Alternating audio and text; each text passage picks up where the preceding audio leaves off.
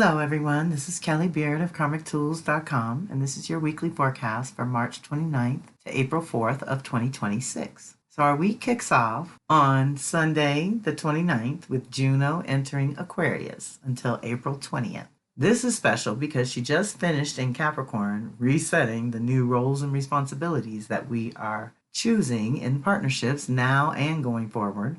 We have theoretically agreed to new terms, so now as she moves through Aquarius, our independence, sovereignty, and freedom within that context becomes the number one priority. If we cannot feel that things are fair and balanced, or if there is constant ego battles and drama at every turn, then it's not going to work on any level, private or public. The best thing to do with this energy is detach and discover the larger vision or perspective for your life at this time, and then dial it in around your intimate partnerships.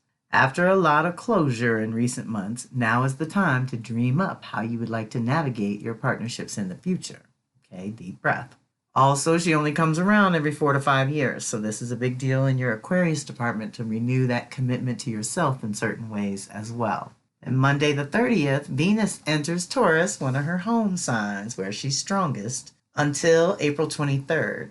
So this brings our attention to the body, pleasure, sensuality, the experience of being in a body, and all the possibilities inherent in that.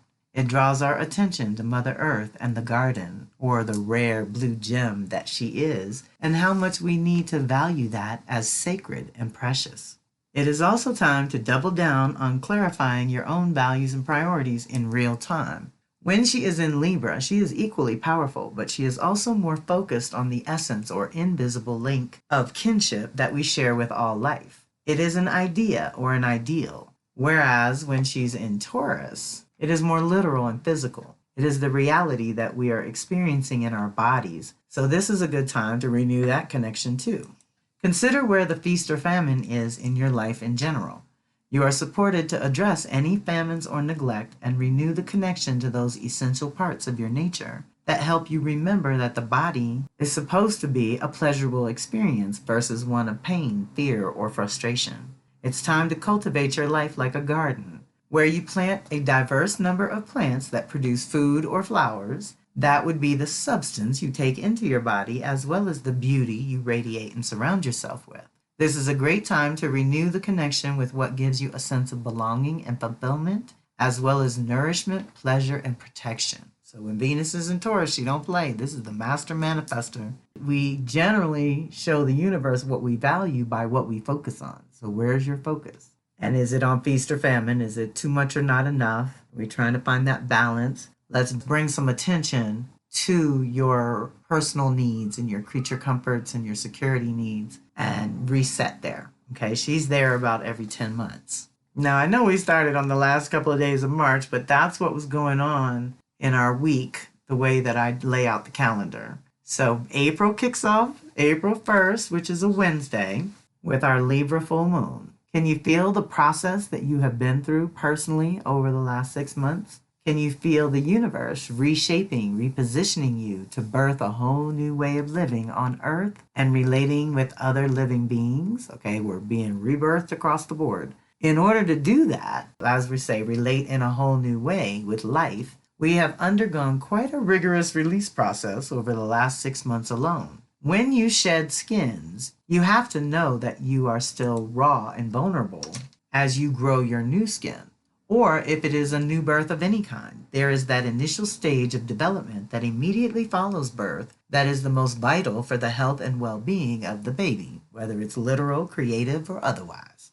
As for our Libra full moon, this is giving us a chance to do this deep clearing in the relationship department and honor the annual opportunity to complete things and tie up any loose ends in our relationships, personal, professional, or both. And that means anything and anyone that you have to relate to on a regular basis. That's what's part of this annual opportunity for renewal on a very deep level. It is a time to notice what is out of balance and take advantage of the initiatory energy of the spring to clear it out and make space for new relationships and new ways of relating in general. This one has so much additional power and juice for clearing out old, toxic, imbalanced relationships in a way that is so obvious that it makes it almost effortless to finally let go. You will also be shown the new possibilities for nourishing and supportive, balanced, and reciprocal relationships, partnerships, and collaborations that are being seeded at this time in your life. So deep breath.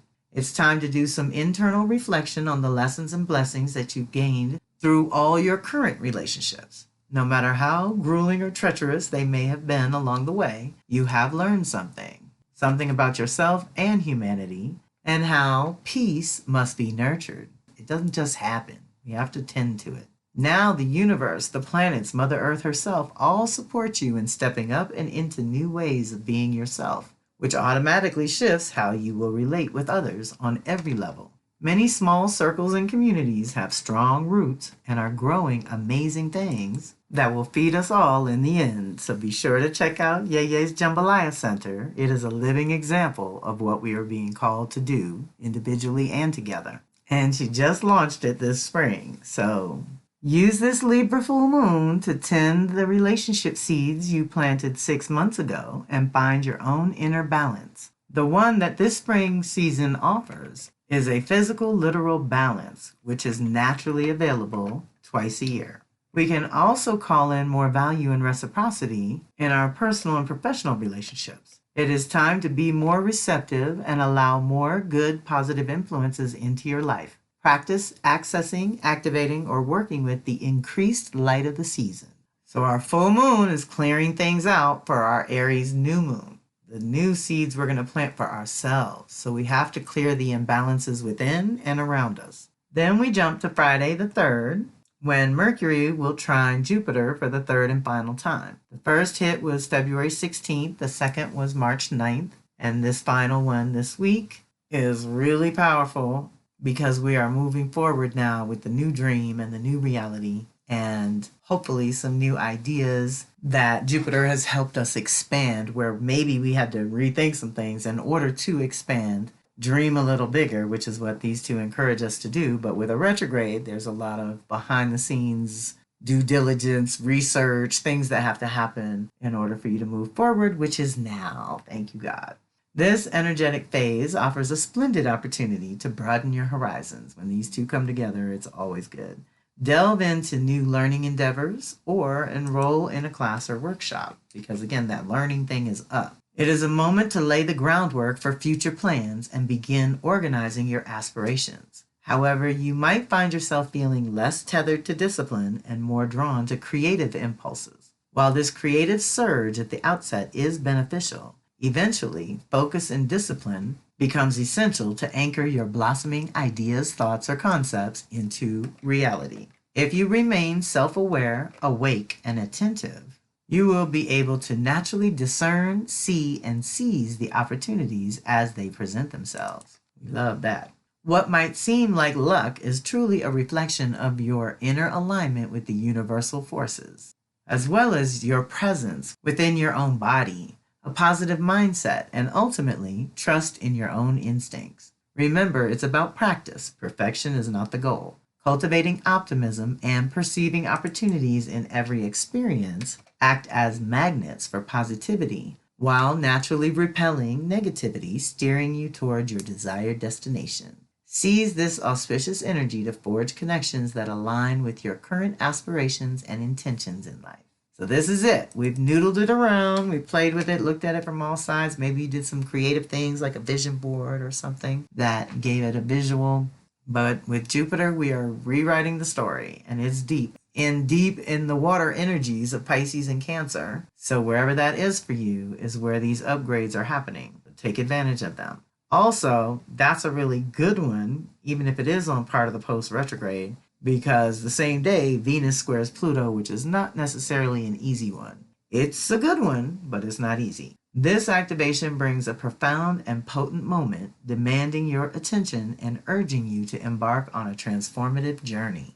Its influence reverberates intensely, often compelling you to venture beyond the familiar realms into uncharted territories, particularly in the spheres of relationships and resources. Prepare for an immersion into the depths of emotional resonance, your soul level, as this activation sparks encounters and exchanges with others that can unearth insecurities or stir hidden fears within oneself or within the dynamics shared between you. Stability finds itself absent from the equation, signaling an imminent and inevitable wave of change thanks to Pluto. Okay, this is permanent transformation going on. The rumblings of this shift may have already grazed your awareness, yet now it stands fully present, offering an invitation to act with foresight or face the repercussions of delaying the inevitable.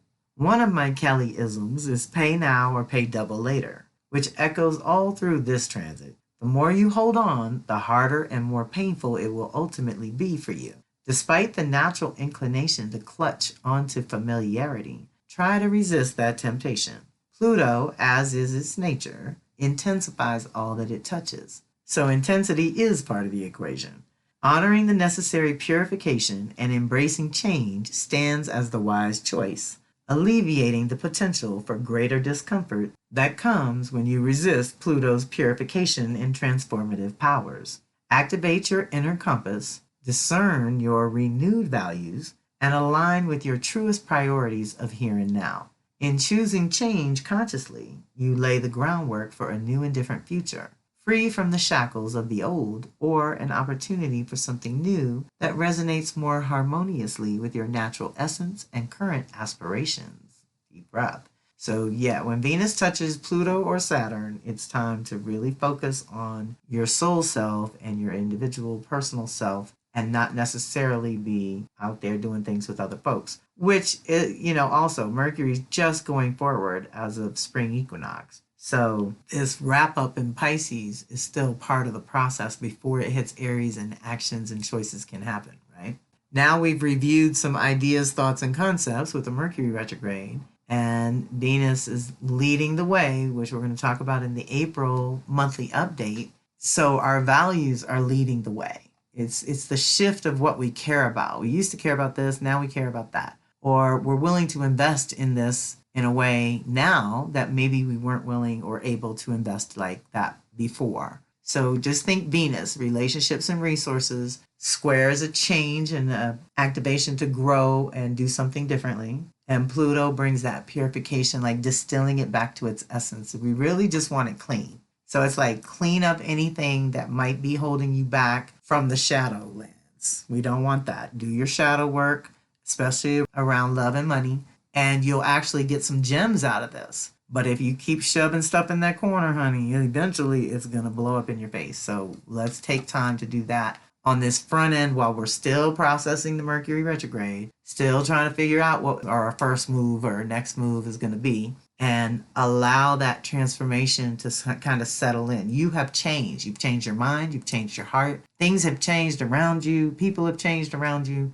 And the Pisces era literally is over. We are in an Aquarius age. Pluto has moved into Aquarius, and God help us when it gets to Pisces. But Saturn and Neptune just finished in Pisces. So we are ending the minimum of a 30-year cycle. So let's be aware of all the changes that have just come up in the last year or two that happened during all that Pisces energy that helped you develop what you want to do next. And hopefully now, with all this fire energy, you're going to be supported to take those steps. So that's our week. And be sure to review the relevant reflections and any upcoming events in the April monthly missive.